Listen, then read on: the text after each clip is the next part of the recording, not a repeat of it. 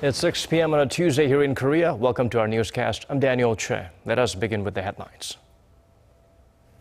North Korea tested another round of ballistic missiles this morning. Analysts say the launch was not a capabilities test, rather an expression of anger over Seoul and Washington's decision to deploy THAAD missile defense system in South Korea. 47 speakers took to the podium on day one of the Republican National Convention to promote Donald Trump as the right man to, quote, make America safe again, while labeling rival Hillary Clinton as untrustworthy. An official launch ceremony is held for Team South Korea, set to go for gold at this year's Olympic Games in Brazil. They renew their vow to finish in the top 10 and win at least 10 golds.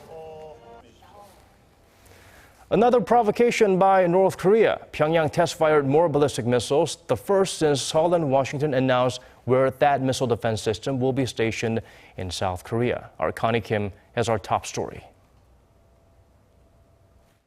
North Korea fired 3 ballistic missiles Tuesday morning in what appears to be a protest against a THAAD deployment aimed at protecting South Korea from the North's missile provocations. Seoul's Joint Chiefs of Staff said North Korea fired the 3 missiles from North Gyeonggi-do province between 5:45 a.m. and 6:40 a.m. South Korea time.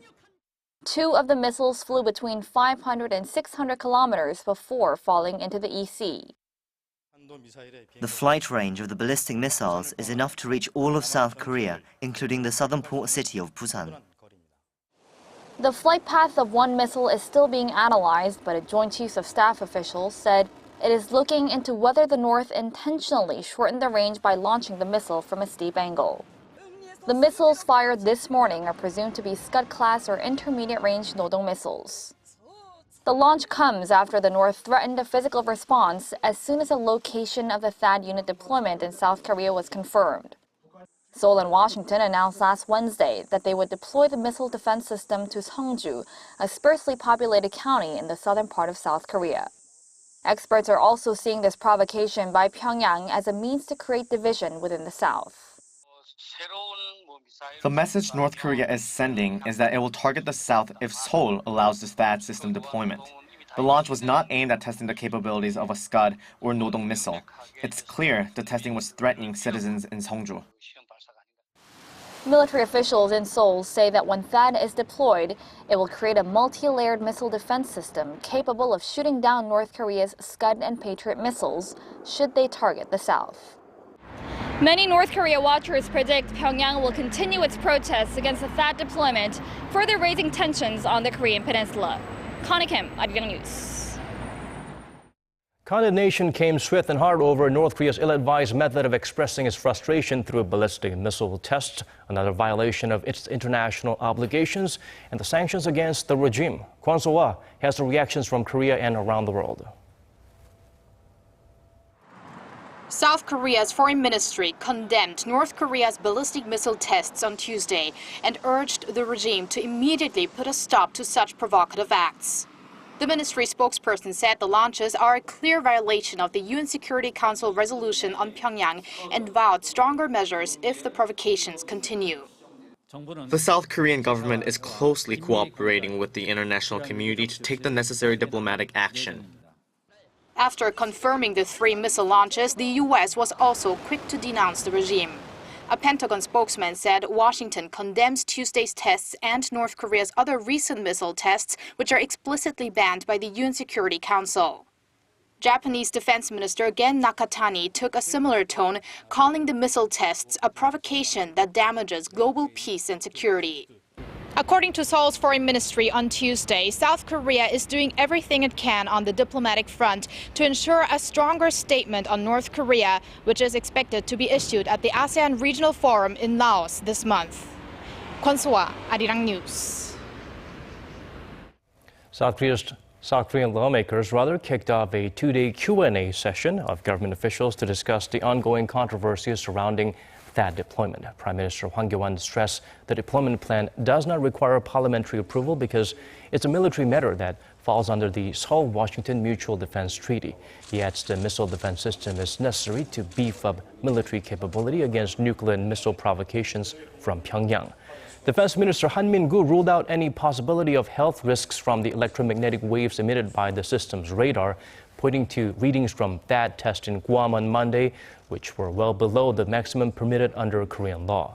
Foreign Affairs Minister Yoon Byung-se voiced concerns the decision could affect diplomatic ties with China and Russia, possibly also hurting Seoul's economic relations with the two nations. But so far, the government has not heard of any possible economic reprisals from Beijing. We'll have full coverage on the THAAD debate as the session closes. South Korea's top central banker has warned against the negative impact a loose monetary policy could have on the nation's financial stability. Speaking at a conference in Seoul on Tuesday, Bank of Korea Governor Lee Ju-yeol said while such a policy is needed to support growth recovery, close attention should be paid so it doesn't destabilize the economy. He noted that small, open economies like South Korea are more vulnerable to external shocks and face the risk of massive foreign capital outflow if the key rate is too low. The rate currently sits at a record low of 1.25%. He added more efforts are needed to limit the fallout external factors can have on the local economy and stressed the importance of structural reform and international cooperation. Staying on the economic front, Korea's producer prices edged up slightly in June. The BOK says the prices rose 0.2% last month from May, rising for the third straight month. The central bank attributed the rise to a pickup in steel products as well as global crude prices. Prices of industrial products like steel products climbed 0.5%. Dubai crude Korea's benchmark spiked over 10% in June from March. Compared to a year earlier, producer prices dropped 2.7% last month. Over in the United States, the Republican Party begins its 4-day national convention in Cleveland. There was heightened security and plenty of controversy to go around as the grand old party set itself on a path to nominating its colorful presumptive nominee. Park Ji-won Foster's report from Ohio. Tens of thousands of GOP delegates and representatives are attending the 2016 Republican National Convention. The first day of the highly anticipated event saw 47 speakers come to the floor under the slogan, "Make America Safe Again," a theme Donald Trump has been pushing in recent weeks as he looks to establish himself as a law and order candidate. The speakers talked passionately about diverse issues from terrorism, illegal immigration to veteran issues. Tonight, our commitment is this. Making America great again starts by taking care of our veterans. Let's make America great again. So let's make America again.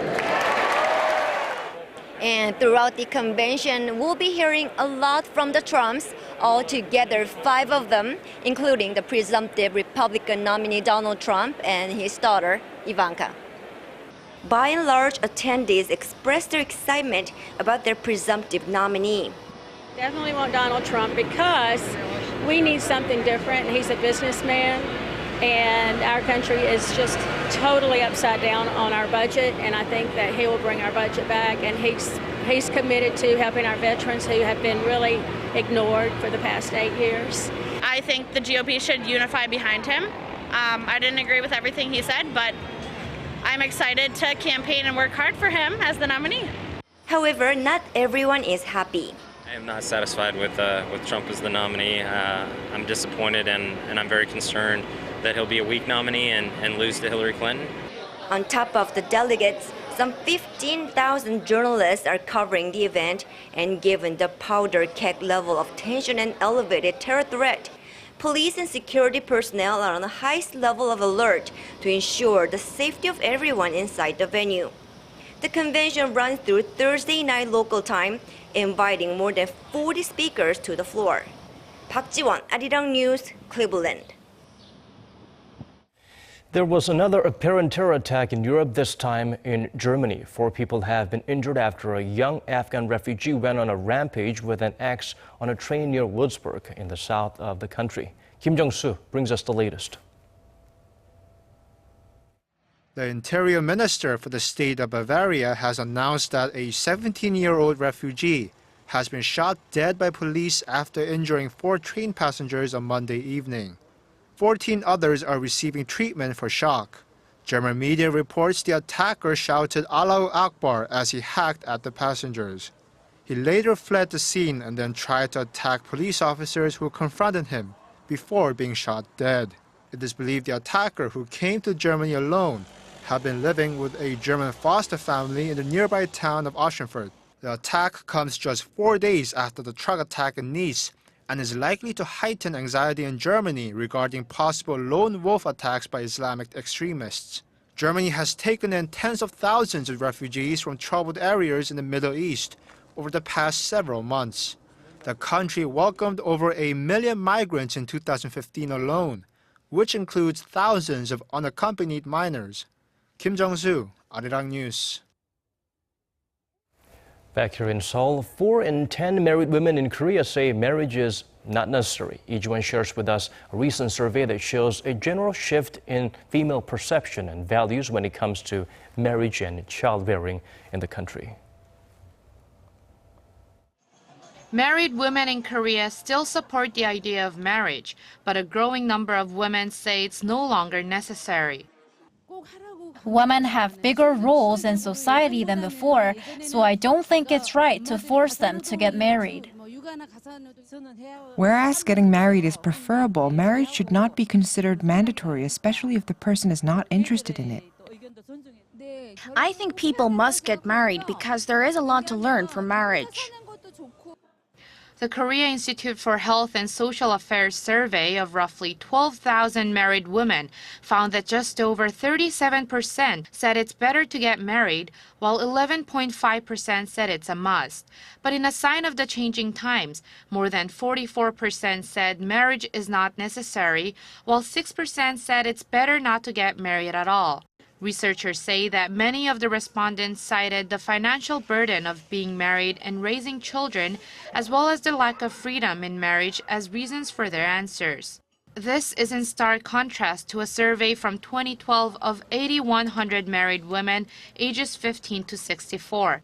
That year, 61% of respondents said people must get married or that it is better to get married, while only 38% said it is better to not get married or marriage is not a must. Experts say the survey reflects current trends in Korean society that shows more people these days no longer see marriage as a life goal. Before, marriage was the goal representing happiness, but nowadays people seek and have other priorities. What people see as the ultimate goal in life has changed over the years, and now it's more about personal dreams and ambitions. But the expert expressed concern that personal goals may, in the long run, result in negative side effects in society as a whole, such as decreasing birth rates. Lee Ji-won, Arirang News. Turning to some sporting news now, Team Korea was celebrated at a launch ceremony held just a week before they take off for the Olympic Games.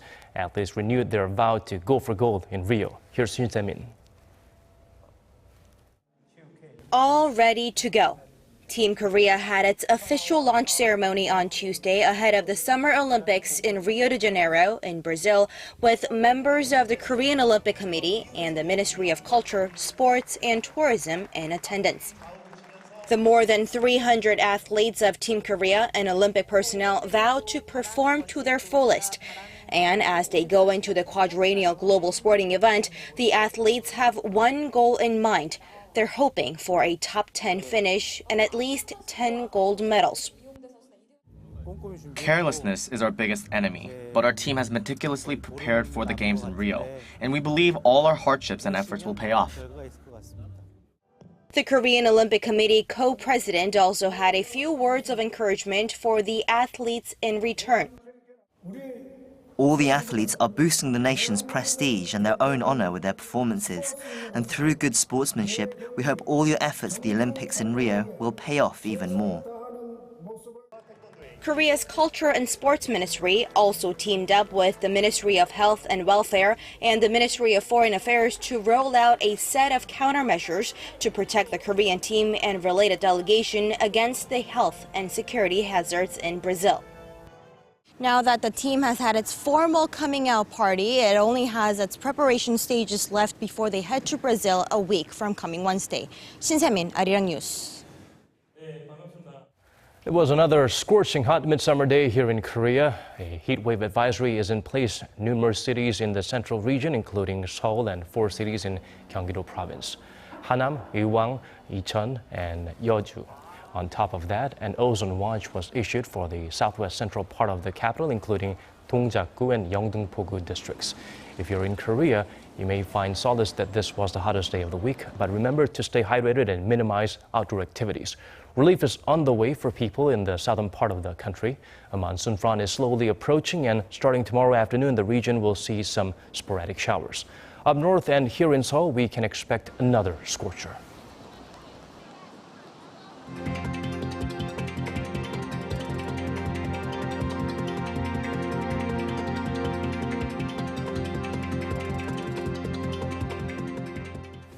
That's the end of our newscast for this hour. As always, thank you for watching.